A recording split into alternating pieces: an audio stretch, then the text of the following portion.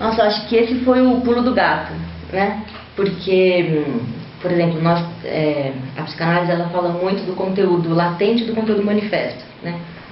Se por um lado os jovens diziam, não tenho nada a ver com os índios Pancararu, não tenho nada a ver com o Nordeste, nós não temos nada a ver com Pernambuco, nada disso, né? Se por um lado eles diziam isso, nós nem sabemos que nossos avós, né, migraram de lá, não. Se por um lado eles negavam isso do ponto de vista manifesto, né, do ponto de vista latente, digamos assim, mais inconsciente, né, eles afirmavam uma relação com todo esse repertório, né, com toda essa tradição oral, né, com toda essa cultura cuja oralidade é a que representa a resistência, a experiência, a tradição, né? Então, as rimas, né, esse jogo com as palavras, essa resistência, essa crítica pelas rimas, pela música, tem muito a ver com o cordel, tem muito a ver com o repente, tem muito a ver com diversas outras manifestações indígenas, afro-brasileiras, africanas, sertanejas, que encontraram como saída, como uma maneira de elaborar e se expressar e suportar até, né, a desigualdade, a exclusão por aí. Então, essa foi a hipótese, né? Bom, então se eles estão negando, se eles não querem entrar em contato com isso pelo discurso, né, pela conversa, por uma coisa mais racional, né, pela poesia eles entram em contato. Então essa brincadeira do cordel, rap e repente foi uma maneira de representar concretamente até o passado deles.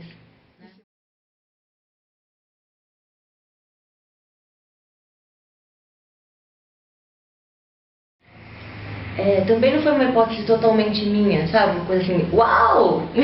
Nossa, descobri, né? Uhum. Não, por que eu estou dizendo isso? Porque é um movimento humano, né? A ideia de pensar os hibridismos como um conceito é essa, assim, é de observar o quanto que o ser humano faz isso, né?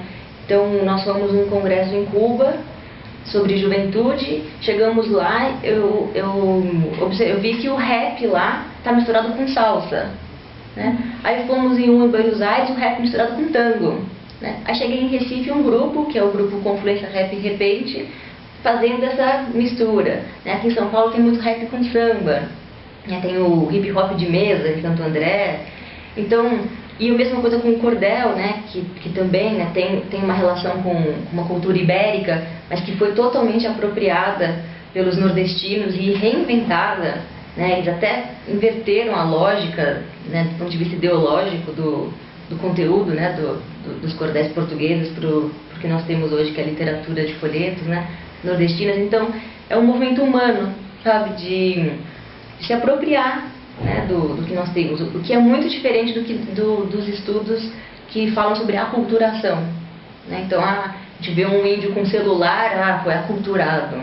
Não foi aculturado. Né? E se apropriou, né? Nós nos apropriamos das coisas, não é um transplante, né? A gente vai aumentando, né, nosso repertório, nossa bagagem e mantendo a nossa identidade também com isso, né? Então, por exemplo, na viagem, né, que eu fiquei, nossa, foi uma surpresa atrás da outra, sabe? Foram 40 dias, assim, de maravilhas, sabe, no encontro, porque, por exemplo, começou pelo litoral, aí eu fui entrando, né, pro sertão, passei em comunidades sertanejas, indígenas, e um exemplo foi a manifestação do reizado, que tem uma relação com a coroa portuguesa, né, mas, por exemplo, numa comunidade quilombola, eles tocavam com pandeiro, né, e contavam a história deles, e mudava um pouco, né, o rei não era bem um rei português, mas era um rei africano, né. Depois nos Pancararu também encontrei o reizado, mas com o ganzá, né?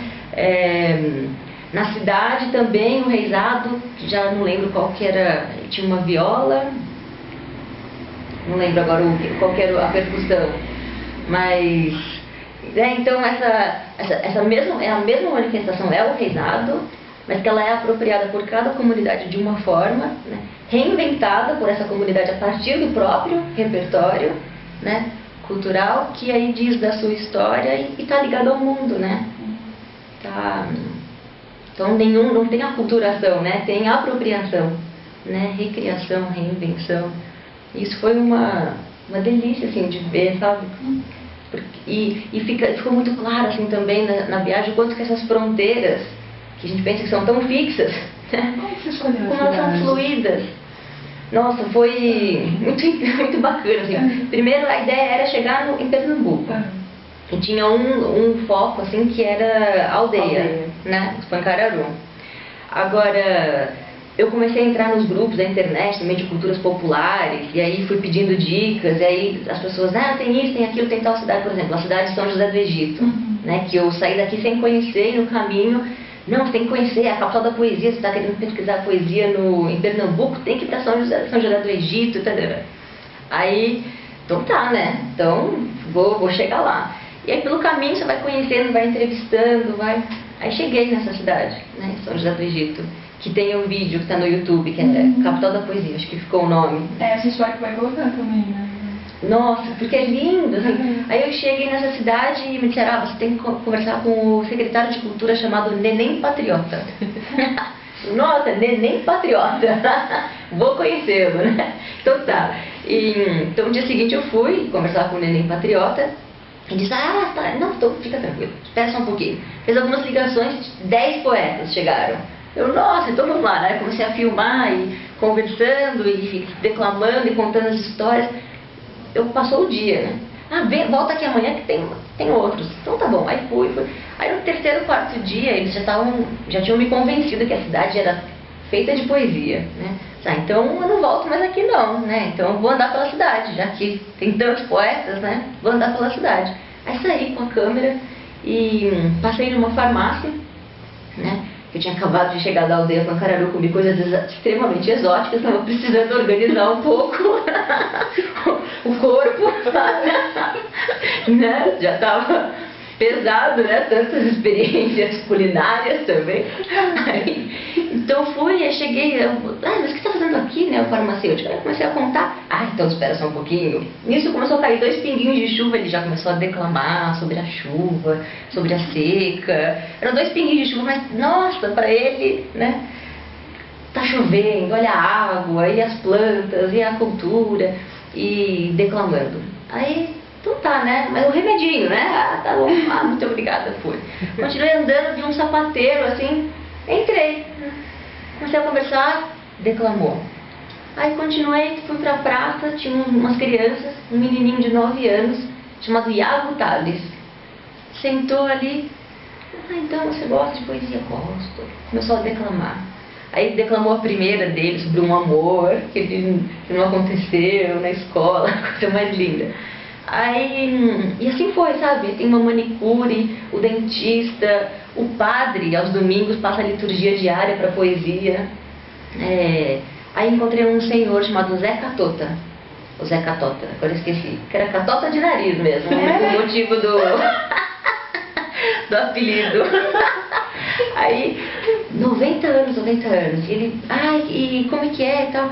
Ele sempre gostou de fazer, ele é um poeta de bancada. Então eles vão para os bares e ficam improvisando poesia, né? Conversando em poesia, né? Então vou tocar na casa dele, mas ele tá bem, né? Pode fazer uma visita assim, né? Meio inesperada, né? Não, pode ir lá. Aí encontrei uma neta dele que também declamou, ela me apresentou, né? Cheguei lá e ele deu um depoimento de 50 minutos em poesia. Contando a vida, assim. Essa parte é um pouco difícil de assistir, porque eu tremia de tanto que eu chorava. Nossa, mas que coisa mais linda. E assim, a hipótese que eu fiz, né, porque claro que eu comecei a me perguntar, né, mas por que é que eles fazem tanta poesia? Como que eles conseguem, né, fazer tanta poesia? Que inspiração, que desejo humano, né, de criar é esse, né? E aí a hipótese que eu tenho, né, não foi uma pesquisa funda, né, mas a hipótese que eu fiz assim no livro que eu fui vendo quanto que tem relação com quanto que as poesias todas elas apresentam uma enorme relação com a seca, e com a saudade, né? Que exatamente por causa da seca, muitos vão embora, né? Para São Paulo, por exemplo, né? Para Recife e outras metrópoles, né? Ou seja, dois motivos de grande sofrimento, né? Humano, né? E que linda maneira de lidar, né? Com esse sofrimento, de criar em cima, né? É linda essa história. O que é lindo é o desejo, né, das pessoas, o desejo humano de construir, né?